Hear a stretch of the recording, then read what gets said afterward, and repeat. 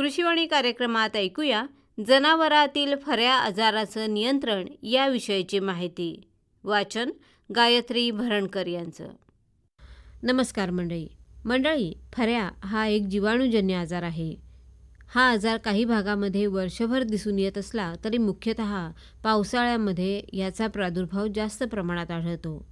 पावसाळ्यातलं ढगाळ आणि अति आर्द्रतायुक्त वातावरण जीवाणूच्या वाढीसाठी अनुकूल असतं, म्हणून या काळात प्रादुर्भाव होण्याची जास्त शक्यता असते. ग्रामीण भागामध्ये या आजाराला घाट्या, एकटांग्या, काळा तिमाही असं म्हणतात. साधारणतः 6 ते 24 महिने वयोगटातील जनावरांना या आजाराचा प्रादुर्भाव जास्त प्रमाणात होतो. जनावरांना जर हा आजार झाला तर मृत्युमुखी पडण्याचं प्रमाण हे जवळपास 80 ते 100% असतं. या आजाराची लक्षणं म्हणजे जनावर लंगडताना दिसतं, ताप येऊन अंगाला कंप सुटतो, भूक मंदावते, रवंथ करण्याची प्रक्रिया बंद होते. बाधित जनावराच्या मांसल भागावर, विशेषतः मानेवर, पाठीवर आणि मागच्या पायाच्या जाड स्नायूंवर तीव्र सूज येते आणि जनावरं लंगडतात. बाधित जनावराला श्वासोच्छ्वास करायला त्रास होतो. सुजलेला भाग काळसर पडून त्वचा कोरडी आणि मऊ पडते. सुजलेल्या भागावर दाबल्यास बुडबुड्यासारखा चरचर आवाज येतो. बाधित त्वचा सुरुवातीला गरम आणि वेदनादायक असते, परंतु कालांतरानं ती थंड आणि संवेदनाहीन होते. लक्षणं दिसायला सुरुवात झाल्यानंतर 24 ते 60 तासामध्ये बाधित जनावराचा मृत्यू होतो.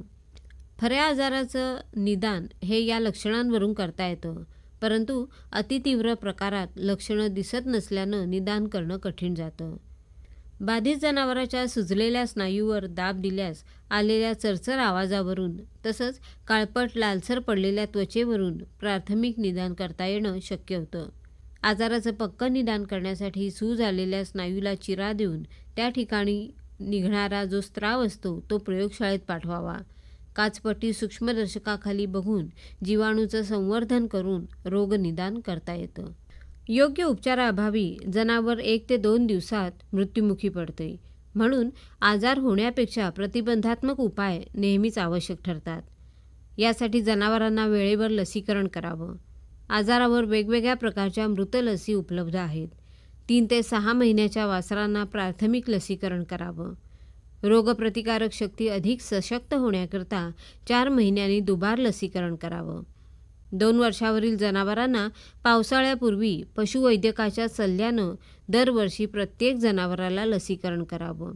आजाराचा प्रादुर्भाव हा मेंढ्यांमध्ये सुद्धा दिसून येतो. गाभण मेंढ्यांमध्ये प्रसूतीच्या 1 महिना आधी लसीकरण करून घेणं आवश्यक असतं. मंडळी, या आजारावर नियंत्रण ठेवण्यासाठी बाधित जनावराला निरोगी जनावरांपासून वेगळं करावं आणि त्वरित औषधोपचार सुरू करावेत. गोठ्यातील पृष्ठभाग जाळून घ्यावा. गोठा नियमित स्वच्छ ठेवावा.